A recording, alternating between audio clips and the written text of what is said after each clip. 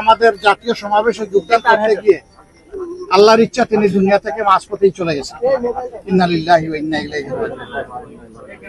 আমরা এসেছিলাম মূলত পরিবারকে দেখে সান্ত্বনা দিতে, কথা বলতে, আর সেই সাথে ওনার কবরটা জিয়ারত করলাম।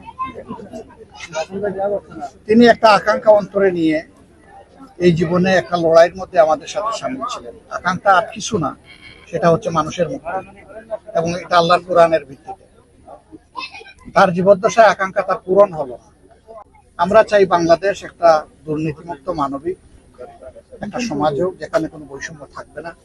জাত পাত ধর্ম গোষ্ঠী দল নির্বিশেষে সমস্ত মানুষ যেখানে নিরাপত্তা পাবে, সম্মানের সাথে বসবাস করবে, হিংসা প্রতিহিংসা থাকবে না।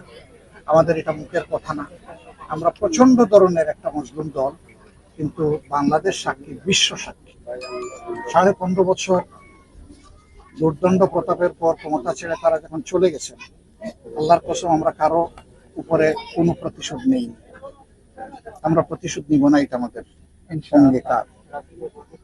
তবে যারা ক্ষতিগ্রস্ত হয়েছে তারা অবশ্যই বিচার পাওয়ার অধিকার রাখে, সেই ক্ষেত্রে আমরা সহযোগিতা করব, এটাও আমাদের অঙ্গীকার। এই জন্য আমরা বিচার চেয়েছি, সংস্কার চেয়েছি। এইখানে এসেছিলাম আমাদের ভাইকে, পরিবারকে সম্মান জানাতে, ভাইয়ের জন্য একটু দোয়া করতে। আপনারাও দোয়া করবেন। এই লড়াইয়ে শুধু একটা দল হিসাবে আমরা পারবো না, আপামর জনগণকে আমাদের প্রয়োজন, কারণ জনগণের জন্যই আমাদের কর্মসূচি। আমি বলতে গিয়ে বলতে পারি নাই, আমি সেদিন দাঁড়িয়ে এটাই বলতে চেয়েছিলাম যে আমি জামাতে ইসলামের আমির হিসাবে দাঁড়াইনি, আমি দাঁড়িয়েছি সমাজের বঞ্চিত মজলুম মানুষের।